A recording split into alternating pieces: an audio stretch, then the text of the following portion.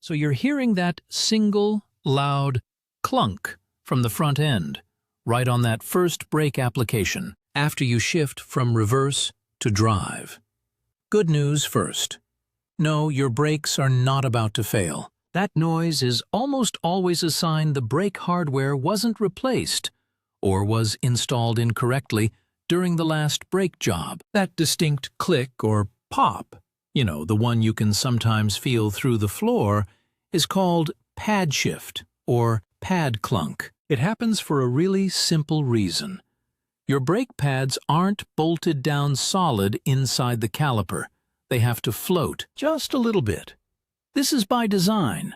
When your brakes work hard and get hot, all that metal expands. If the pad was wedged in there tight, it would bind up, drag on the rotor, and cause all sorts of problems. The pad just needs a little room to grow and to slide freely as the caliper squeezes. Now, what keeps that movement under control are small, springy pieces of stainless steel called abutment clips. They snap into the caliper bracket and act like guide rails for the metal tabs, or ears on the brake pads. They're supposed to provide just enough tension to hold the pad snug while still letting it slide. But over time, after thousands of heat cycles and vibrations, these little clips lose their spring tension. They get flat.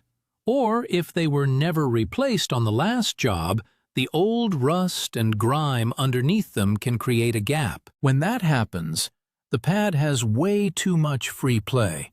So when you back up, the rotation of the rotor pushes the pad all the way to one side of the bracket. Then you put it in drive and touch the brakes. The rotor's spin now shoves that same pad across the now too large gap, and it slams into the other side of the bracket. That sharp metal-on-metal impact is the clunk you hear and feel.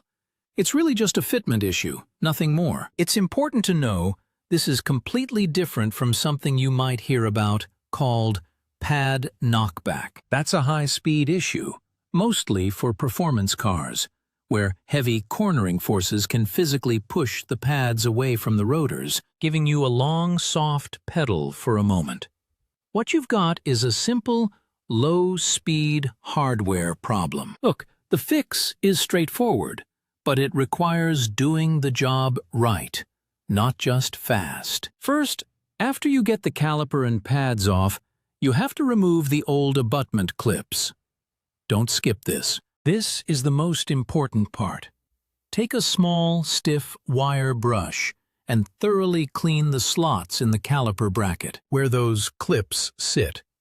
You need to get these surfaces down to clean, bare metal. Any rust, scale, or old baked-on grease left behind will prevent the new clip from sitting flat, and the noise will come right back, guaranteed. Next, install brand new, tight-fitting abutment clips.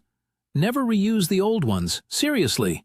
They are the root cause of the problem, and are designed to be replaced with every single pad change. They usually come in the box, with quality brake pads for a reason.